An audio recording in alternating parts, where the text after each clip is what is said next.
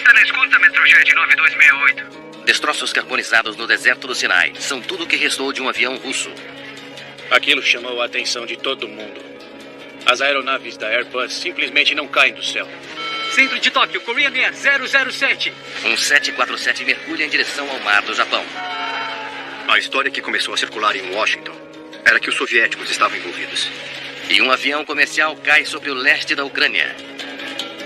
Isso não faz parte do avião. Houve muita especulação de que a aeronave foi abatida. Depósitos de explosão, mas precisamos de fatos. Os boatos surgem rapidamente sobre o que causou todos os 3 desastres mortais. A evidência de um bombardeio ou ataque de míssil revela-se mais cedo em uma investigação do que se fosse outra coisa.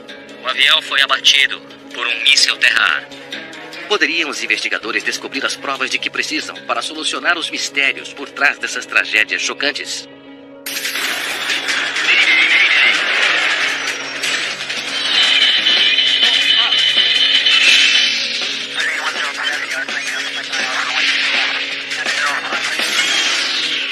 Especial de Mayday Desastres Aéreos. Esta é uma história real baseada em relatórios oficiais e relatos de testemunhas. Provas explosivas. É pouco antes das 6 da manhã no aeroporto de Sharm el-Sheikh, no Egito. 31 de outubro de 2015. 217 passageiros voltam para casa em São Petersburgo, na Rússia, depois de uma viagem de férias. Eles estão no voo 9268 da Metrojet. Isso nunca vai caber. Deixa eu guardar lá atrás. O comandante é Valery Nemov, um aviador experiente com 12 mil horas de voo. Verificação externa completa. Tudo em ordem lá fora? Está tudo bem, comandante. A aeronave é um Airbus A321, uma versão mais longa do Airbus A320. A rota do voo está a nordeste de Sharm el-Sheikh, ao longo do Golfo de Aqaba. Em seguida, segue para o norte, sobre Chipre, Turquia, Ucrânia e, finalmente, em espaço aéreo russo, terminando em São Petersburgo. O tempo total de voo deve ser de 4 horas e 40 minutos. V1. V1. Girar. Às 5h51 da manhã, o voo 9268 da Metrojet ganha o céu. A aeronave decolou de forma padrão. Não houve problemas com a decolagem, não houve problemas com a subida. Metrojet 9268, prepare-se para fazer contato com a torre de Nicósia. Frequência local. Afirmativo. Sharm el-Sheikh. Informaremos quando sairmos do espaço aéreo egípcio. No controle de tráfego aéreo, tudo vai bem. Até às 6h13 da manhã, quando o voo 9268 faz algo inesperado. Ele havia passado dos 10 mil metros e então, de repente, o retorno do radar mudou. O avião parece estar caindo. Metrojet 9268. Você está enfrentando alguma dificuldade? E aí, de repente, ele simplesmente sumiu. Ele sumiu, desapareceu.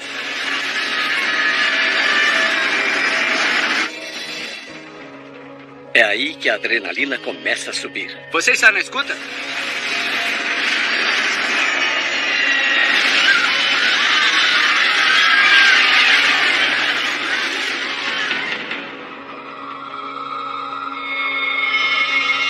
O Metrojet 9268 caiu no meio do deserto. Todos os 224 passageiros e tripulantes morreram. É o acidente aéreo mais mortífero da história da aviação russa. As aeronaves Airbus simplesmente não caem do céu. Então todos queriam muito saber o que tinha realmente acontecido ali. Uma equipe internacional de investigadores se reúne perto do local do acidente. Investigadores egípcios trabalharão ao lado de seus colegas russos para tentar descobrir o que deu errado. É bom ver você de novo. É, você também. Então, o que temos aí? Para ambas as nações, há muita coisa em jogo. Os russos perderam muitos cidadãos a bordo daquela aeronave. E não querem que a segurança da aviação russa seja impugnada.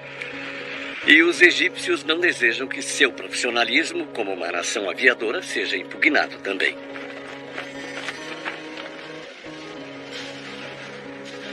É isto que temos. A seção da cauda está aqui. As asas e a fuselagem dianteira estão aqui. A equipe começa mapeando o local do acidente. A longa trilha dos destroços fornece uma primeira pista importante. Dissolveu-se em pleno ar. A bem mais de 20 mil pés, eu diria. O tamanho do campo de destroços diz aos investigadores que o avião se partiu a uma grande altitude. É a única maneira de os destroços se espalharem por uma área tão grande. Os motores da aeronave são carbonizados pelo fogo. O dano leva os investigadores a se perguntarem se uma explosão derrubou o avião no céu. E há motivos para acreditar que o voo 9268 foi alvo de terrorismo. Olha isso aqui. Este grupo terrorista está reivindicando o ataque. Um grupo terrorista, afiliado ao Estado Islâmico, reivindica a responsabilidade de derrubar o Metrojet 9268. Embora não haja provas para respaldar a alegação, há especulações de que os responsáveis usaram um míssil terra-ar. Antes, esse grupo usou um míssil terra-ar. Eles também postaram fotografias de diferentes mísseis superfície-ar que possuem em seu arsenal. Os investigadores precisam saber se essas armas são poderosas o bastante para atingir um avião comercial a uma altitude de cruzeiro. Estes são os mísseis que eles usam. O avião estava voando a 31 mil pés. Qual o alcance desses mísseis? Agora mesmo eu estava lendo as especificações. Veja só. Eles estudam documentos militares e logo têm sua resposta. Isso não é possível. Não com as armas que eles têm. Era uma altitude muito elevada para ser um míssil terra-ar. E as conjecturas iniciais sobre a possibilidade de o Estado Islâmico estar por trás disso foi desconsiderada. Os investigadores ainda não estão certos de que o avião foi derrubado por um dispositivo explosivo. Pronto? Vamos ouvir. Eles se voltam para o gravador de voz da cabine do avião, na esperança de que ele possa fornecer pistas. Toque o fim novamente, mas agora tire os ruídos de fundo. Tenho que examinar meu cronograma para os próximos dias. O que é esse som? Pode isolá-lo mais? Um barulho estranho na gravação chama a atenção dos investigadores. Tenho que examinar meu cronograma para os próximos dias. Definitivamente há um som lá. É como um estrondo. Parece o início de uma explosão. Há um evento e depois deixa de funcionar.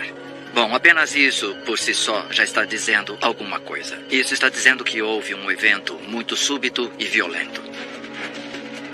Os investigadores encontram evidências convincentes no gravador de voz da cabine, sugerindo que ocorreu uma explosão a bordo. Se descobrirmos de onde veio esse som, saberemos o que causou a explosão. A equipe precisa descobrir tudo o que puder com essa evidência crucial. Os gravadores de voz da cabine de comando registraram algum tipo de ruído desconhecido, que exige uma análise espectral de frequência. Uma explosão produziu dois tipos diferentes de ondas. Uma onda de choques vibra através da fuselagem a velocidades de até 4.800 metros por segundo.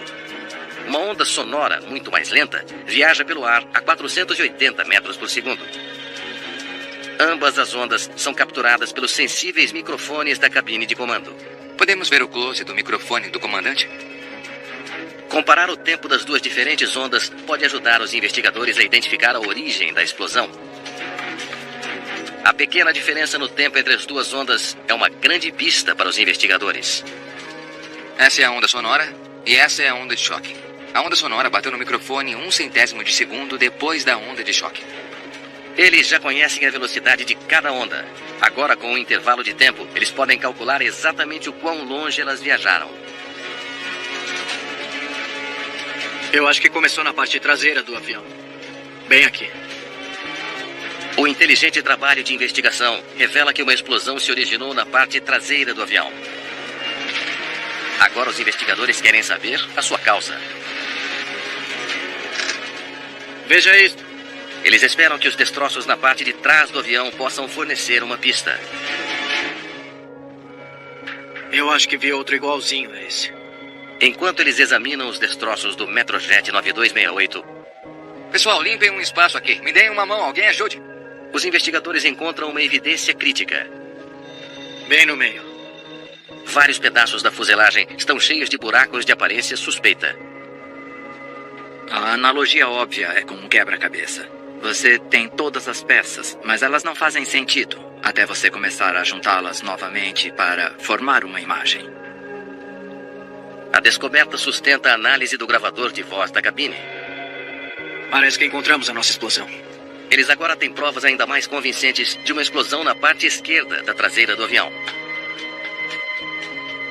Ainda buscando a causa da explosão, eles solicitam uma análise química dos detritos perto da área da explosão.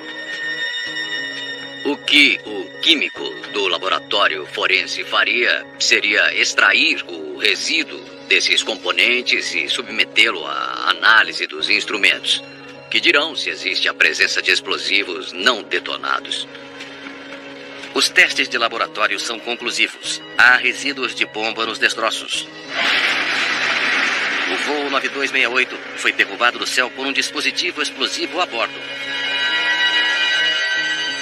A descoberta explica a causa do acidente. Dê uma olhada nisso. Mas as perguntas não calam. Quem fez isso? E como a bomba entrou no avião? Uma publicação online do Estado Islâmico fornece uma pista. Eles dizem que embalaram explosivos em uma lata de refrigerante. Na matéria, eles alegam que podem transformar latas de refrigerante em bombas.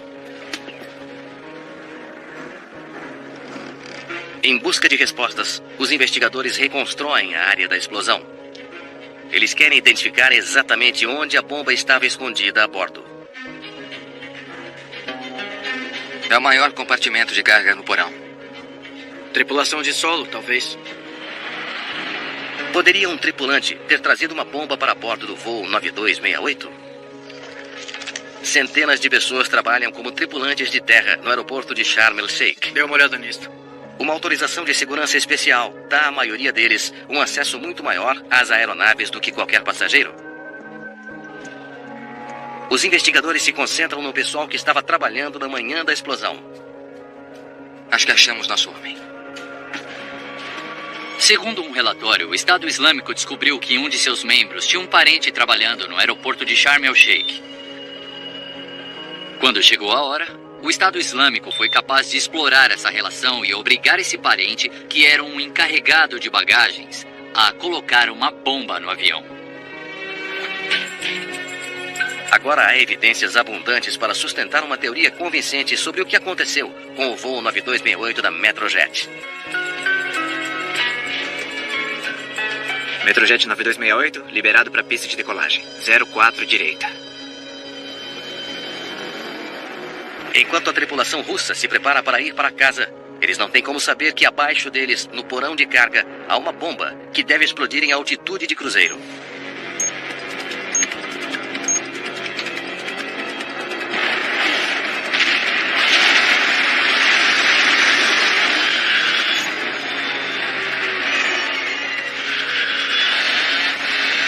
Está na escuta, Metrojet 9268. O avião sofre descompressão, perde a pressurização. Essa é a parte que, literalmente, destroça o avião. Não há como sobreviver.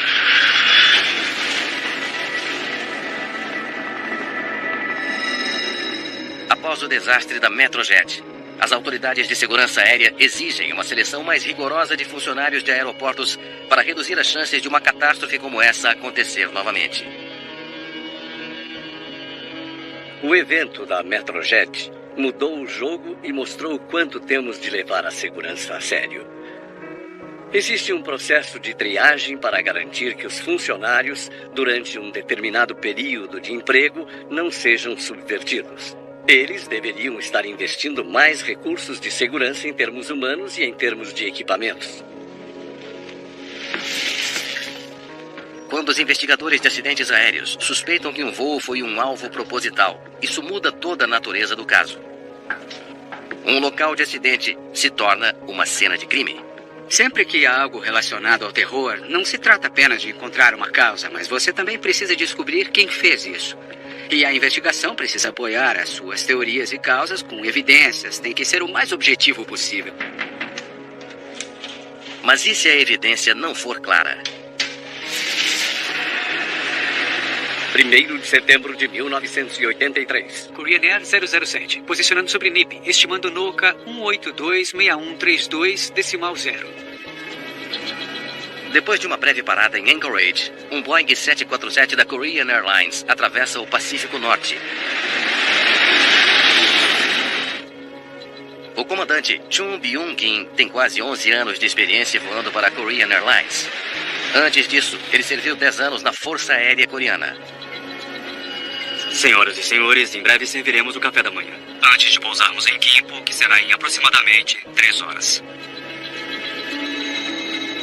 Muitos passageiros planejam pegar conexões para outros destinos depois de aterrissarem em Seul. Centro de Tóquio, Korean Air 007. Controle aéreo de Tóquio. Korean Air 007 Tóquio.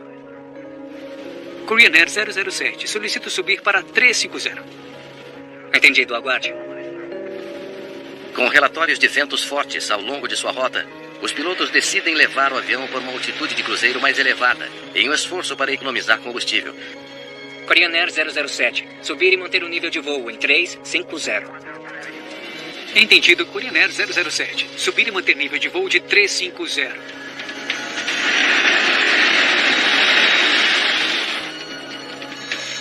E então, sem aviso... O que houve? Diminua a aceleração. Descompressão rápida. Centro de Tóquio, Korean Air 007. Korean Air 007, Tóquio. Estamos experimentando descompressão rápida. Korean Air 007, está ininteligível. Descida de emergência. O Korean Airlines 007 está agora mergulhando em direção ao mar. Põe a máscara sobre o nariz e ajuste o elástico. Korean Air 007, Tóquio.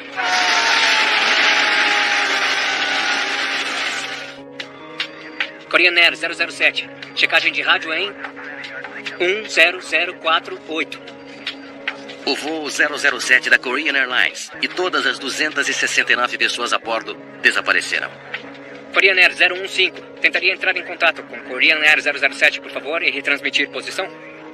Em poucas horas, a história que começou a circular em Washington era de que os soviéticos estavam envolvidos. Enquanto o mundo espera por notícias sobre o incidente, o Departamento de Estado dos Estados Unidos faz uma declaração surpreendente. O avião foi abatido pelos soviéticos.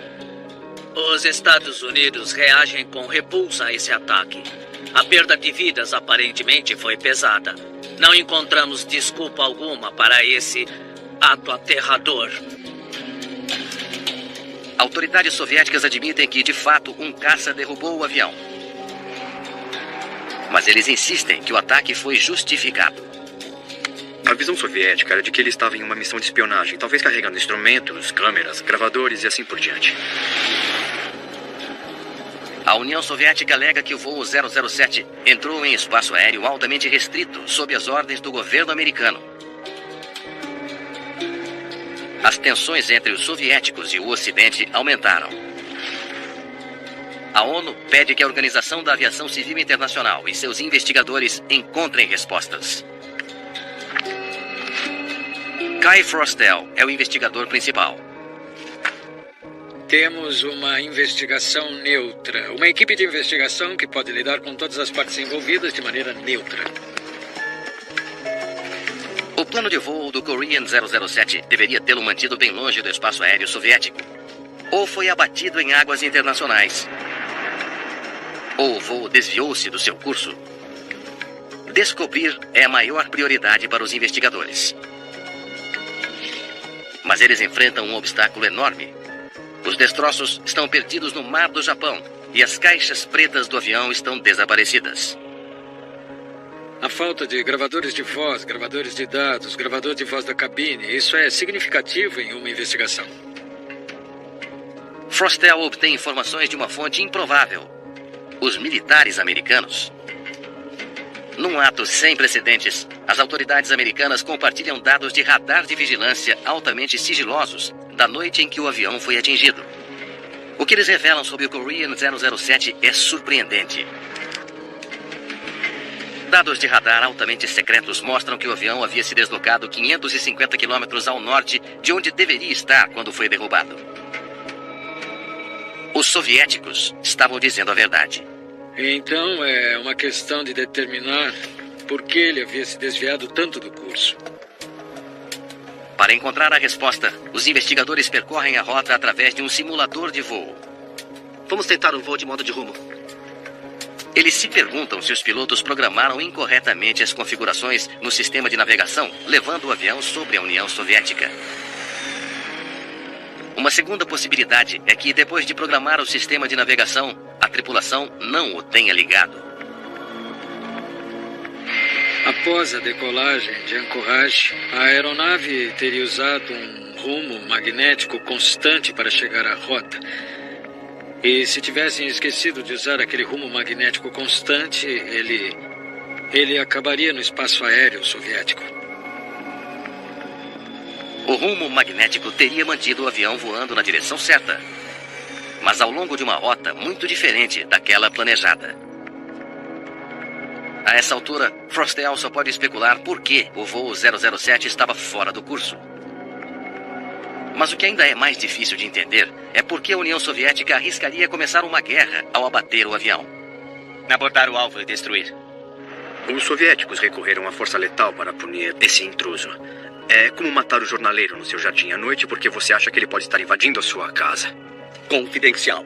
O que poderia provocar tal resposta dos soviéticos? Os investigadores conseguem sua resposta com os militares americanos.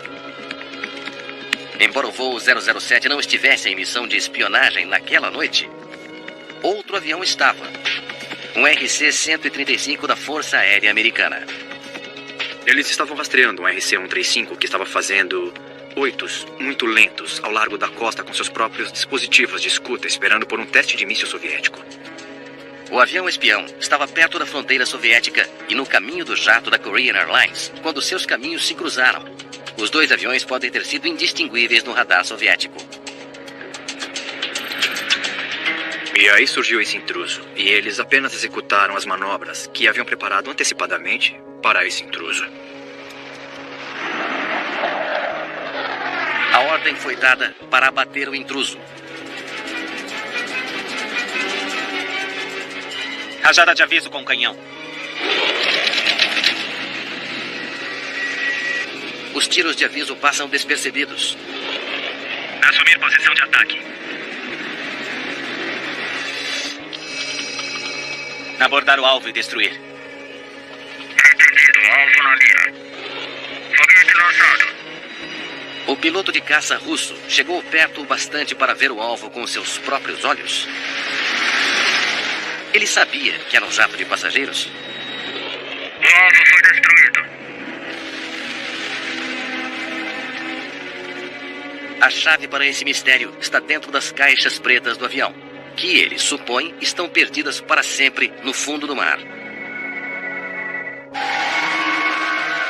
Nos meses que se seguiram ao desastre da Korean Airlines, destroços e restos humanos não identificáveis foram encontrados em terra no norte do Japão. Não resta dúvida de que o avião foi completamente destruído. Os investigadores não têm provas suficientes para determinar por que o avião saiu do curso. Mas as autoridades soviéticas vêm escondendo alguma coisa. Um mês após o acidente, eles não só encontraram os destroços, como também encontraram as importantíssimas caixas pretas. E mantiveram esse segredo por quase 10 anos. Esta noite em Berlim, as fronteiras entre as duas Alemanhas estão se tornando... Após o colapso da União Soviética em 1991, a nova administração russa decide ir a público sobre o incidente. Eu fui abordado por um general da KGB e ele me disse... Você provavelmente não me conhece, mas eu tenho os gravadores há 10 anos. Eu os tinha no cofre do meu escritório. Eu sabia que era um grande segredo internacional. Isso me incomodou tremendamente. Kai Frostel está ansioso para ouvir o gravador de voz da cabine de comando. Então eu sabia que elas me diriam alguma coisa. Eu queria ter os fatos das fitas. Já é hora do café da manhã? Quer comer agora? Mas só o que os investigadores ouvem são brincadeiras da tripulação. Nada para sugerir que é um avião espião. Ouvi dizer que você pode fazer câmbio no aeroporto. Do que para quê? Dólares para dinheiro coreano. Era uma conversa totalmente rotineira, e ou esses caras são os atores e embusteiros mais frios de todos os tempos, ou eles realmente estavam totalmente alheios sobre a sua localização. Infelizmente, acho que este último é o caso. Frostel finalmente encontra a resposta definitiva quando analisa as informações do gravador de dados de voo. Os dados revelaram que a aeronave estava em um rumo magnético constante logo após a decolagem de ancoragem até o final. A tripulação do voo 007 nunca mudou para o sistema de navegação que os teria mantido fora do espaço aéreo soviético. É um erro fundamental que causa uma tragédia pavorosa. Em 1993, Kai Frostel tem a evidência que lhe fez muita falta quando publicou seu primeiro relatório. Agora ele pode provar como os pilotos coreanos erraram e terminaram fora do curso. A destruição do voo 007 é considerada um acidente. Frostel recomenda que todos os aviões de passageiros sejam equipados com um indicador claro de que o piloto automático está no modo de rumo. A tragédia do 007 é que não precisava acontecer, dava para ser evitada. O alvo foi destruído. Foi uma série de mal-entendidos, uma série de más decisões que foram preparadas antes do tempo. Impedidos pelas tensões da Guerra Fria, os investigadores levam mais de uma década para solucionar o mistério do voo 007.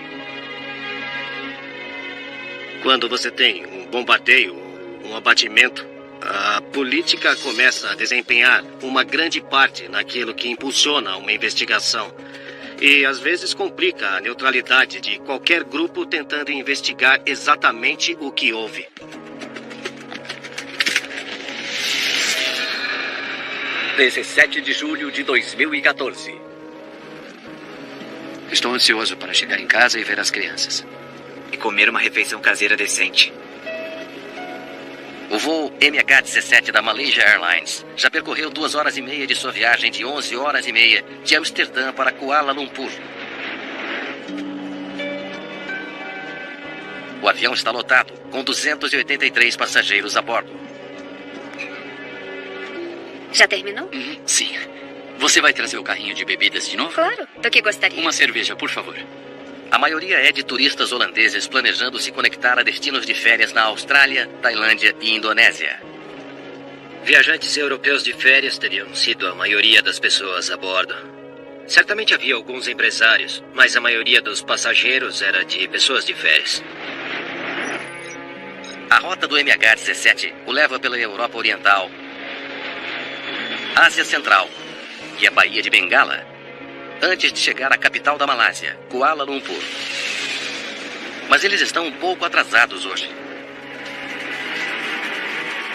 Malaysia 17. O nível 340 está excepcionalmente disponível? Agora voando em espaço ucraniano, os pilotos pedem permissão para subir 300 metros, onde podem voar mais rápido para compensar o atraso. Os céus sobre a Ucrânia estão movimentados hoje. O controlador local não pode atender ao pedido do piloto do avião da Malaysia. Malásia 17. 340 não está disponível. Entendido, manter 330. Bom, nós tentamos. Vamos compensar sobre a Rússia. Parece que temos tempo bom por todo o caminho. Embora a Ucrânia tenha acusado a Rússia de apoiar os separatistas armados no leste da Ucrânia, ambas as nações ainda estão cooperando quando o assunto é aviação comercial. Pro ponto Romeu Novembro Delta? Perfeito, obrigado. O controlador ucraniano recebe o informe de seu colega russo de que o MH17 está liberado até o próximo ponto de radar. Malásia 17, prossiga direto para o ponto Romeu Novembro Delta. Romeu Novembro Delta, Malaysia 17. Estamos liberados até a Rússia. A tripulação tinha acabado de fazer uma transmissão nominal de controle de tráfego aéreo. Eles não tinham conhecimento de nenhuma ameaça até aquele momento.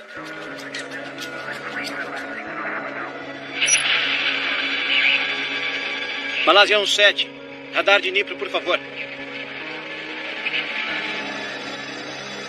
O voo MH17 da Malaysia Airlines sumiu do radar. Malásia 17, radar de Dnipro aqui. Por favor, responda. O controlador de tráfego aéreo faz um telefonema para informar o desaparecimento. Em todo o mundo, a reação é rápida. Cerca de 300 vidas inocentes foram perdidas. Homens, mulheres, crianças, que não tinham nada a ver com a crise na Ucrânia. Essas mortes são um absurdo de proporções indescritíveis.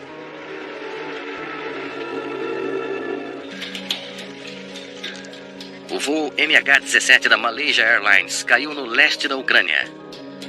As evidências indicam que o avião foi derrubado por um míssil terra-ar.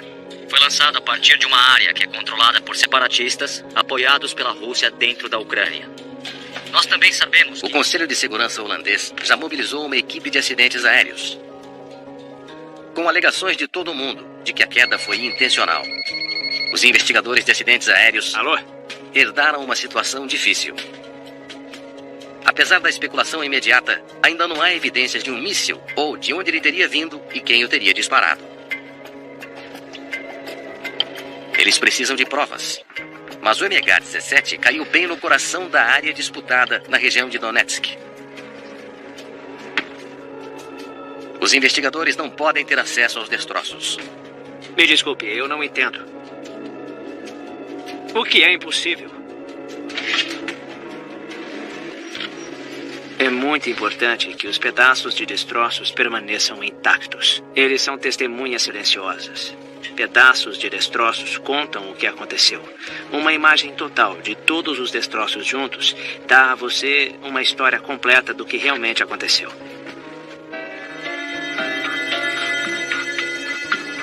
O meu palpite? Ele foi abatido. Provar isso sem nenhum destroço é quase impossível. Durante uma investigação normal, uma das primeiras coisas que você faz é garantir a segurança da área de destroços. E isso não era possível aqui. Como podemos conduzir uma investigação sem ver os destroços? Vamos ampliar a área da queda. Os investigadores precisam encontrar outra maneira de descobrir por que o voo MH17 da Malaysia Airlines caiu. O que nós queremos? O que nós queremos? O que nós queremos? Famílias de passageiros e membros da tripulação que estavam a bordo da aeronave querem algum tipo de resolução. Querem algo para ajudar a conseguir um desfecho para a questão. Alguns dias depois, a investigação dá sorte.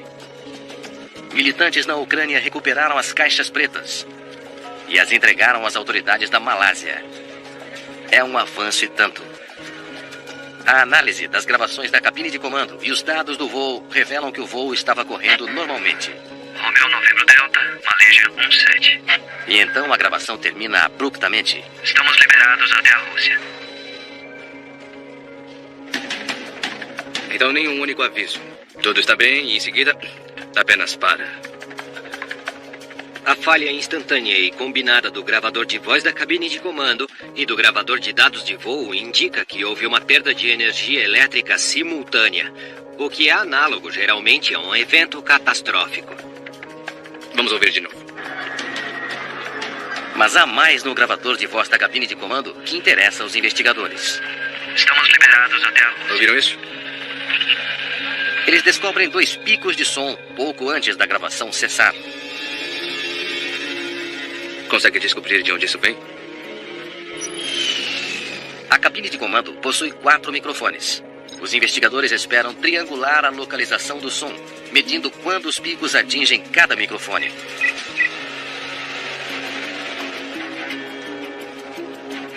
Atingiu o microfone do comandante primeiro. Depois voltou pela cabine de comando. Parece que o som veio da frente do comandante e fora do avião.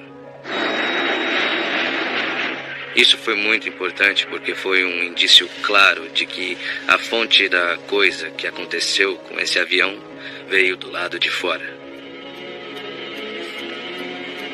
Não há dúvida. Uma explosão fora significa que deve ter sido abatido. Abatido pelo quê? Precisamos dos destroços. Finalmente, quase 4 meses após a queda do voo MH17 da Malaysia Airlines. Smith falando. Os investigadores finalmente conseguem o que mais precisam. Essa é uma notícia maravilhosa. Permissão para viajar para a Ucrânia Oriental. Obrigado. Nós podemos ir. Permitiram a nossa entrada. E desta vez é para valer.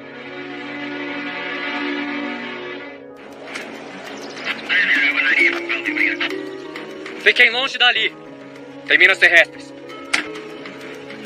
Quando os investigadores holandeses têm acesso aos locais dos destroços do voo MH17 da Malaysia Airlines, eles precisam trabalhar rápido.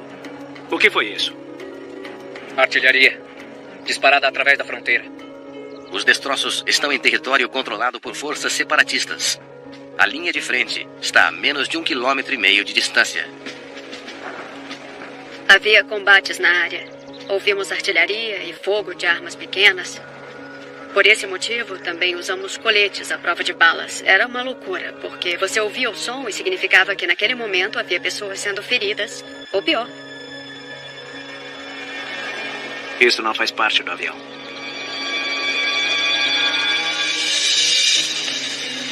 Os investigadores holandeses conseguiram trazer pedaços dos destroços de volta para a Holanda e rapidamente voltam o foco para a seção da aeronave que eles acreditam que estava mais próxima da explosão. Todos os destroços que estavam na parte da frente da aeronave foram analisados, com muita precisão. Eles começam a reconstruir a cabine de comando. Depósitos explosivos. O lado esquerdo sofreu grandes danos. E dá pra ver como o metal se deu aqui perto dos suportes. E os buracos. Foi atingido por onda de pressão. Todas aquelas penetrações, aquilo foi uma visão horrível. Você via o poder devastador das centenas de objetos que penetraram a frente da aeronave e onde começou a destruição em pleno ar. Isso é impressionante, mas também é uma boa prova do que realmente aconteceu.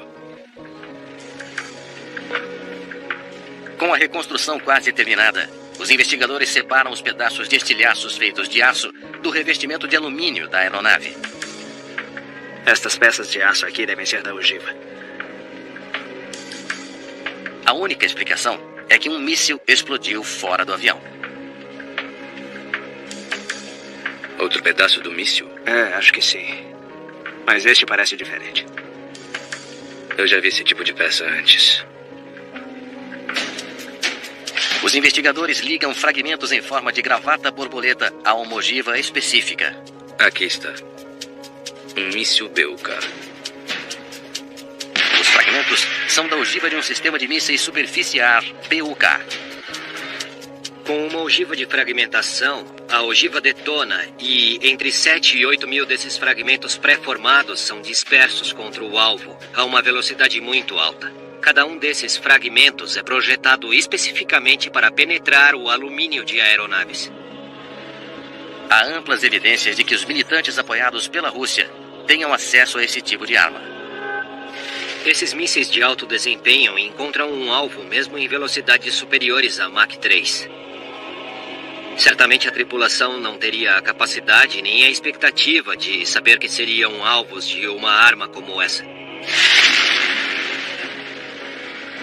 Mas por que, afinal, o avião da Malaysia Airlines estava voando em uma zona de conflito? Relatório do Serviço de Segurança. Pule para a página 24.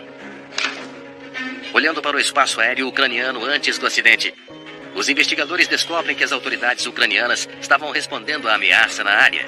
restringindo os voos a altitudes cada vez maiores. Mas, crucialmente, eles nunca fecharam completamente o espaço aéreo. O Malaysia Airlines não estava fazendo nada de diferente do que os outros 160 voos que invadiram aquele espaço aéreo nesse mesmo dia. Eles não eram o cavaleiro solitário daquele espaço aéreo. O que aconteceu foi que estavam no lugar errado e na hora errada.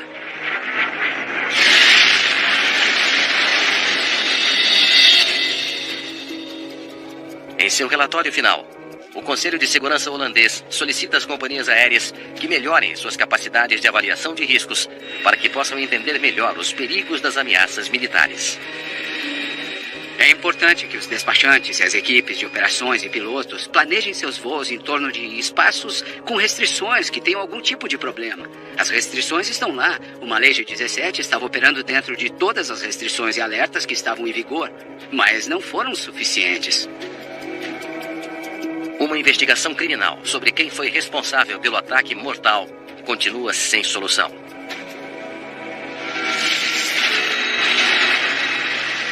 Centenas de vidas inocentes foram perdidas porque os aviões civis se tornaram alvos. Cada queda chocante aterroriza quem viaja de avião.